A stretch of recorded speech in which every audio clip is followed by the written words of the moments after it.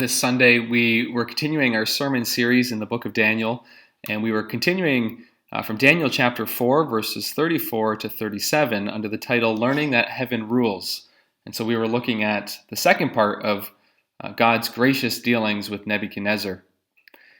And we began by looking at the king's look. And so remember, the king is here eating grass like a beast, and from the pit of despair, with no strength of his own, God enabled Nebuchadnezzar to look up to heaven in acknowledgement, in surrender, in dependence, and in faith. And his look to heaven says, Lord, I acknowledge that heaven rules.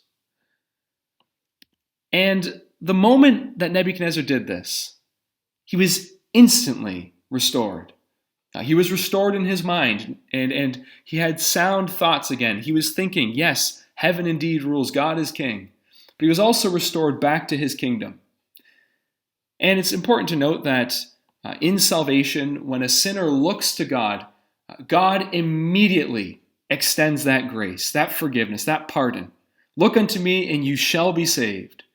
And yet in our experience, there can be even months and years before the believer comes to really enjoy and relax in God's grace and to have that full assurance.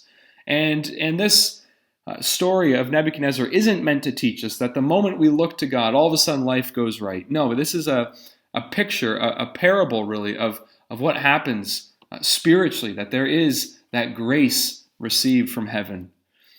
Well, this vital life lesson ends with Nebuchadnezzar singing of God's supremacy, God's sovereignty, God's goodness, and man's nothingness. And this song is the fruit of God's gracious dealings with Nebuchadnezzar. And so here we see that this pagan king has learned the most important life lesson. And I wonder, have you come to learn it? Have you come to learn that heaven rules? Have you come to gladly acknowledge God's kingship? The early church, their joyful proclamation was that Jesus is Lord. And that was a proclamation they were willing to die for. And you can really divide humanity along this line. Along the line of those who are gladly rejoicing in God's kingship and those who are frustratedly rebelling against God's kingship. And so where are you looking? Where does your help come from? At the end of the day, what or who are you hoping in? Can you say with the psalmist in Psalm 121, my help comes from the Lord? Well, if you can say that, then God has graciously, by His Spirit, worked that in your heart. And on this Canada Day, can't we say in lament, "Oh, Canada." Just look around, how we have fallen in our pride, how we have despised our Maker. And so let's pray for our nation. Let's pray that God would humble us, just like He did Nebuchadnezzar, so that we might learn to sing our national anthem from the heart again.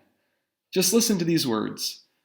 Ruler supreme, who hearest humble prayer, hold our dominion within thy loving care. Help us to find, O God, in thee, a lasting, rich reward.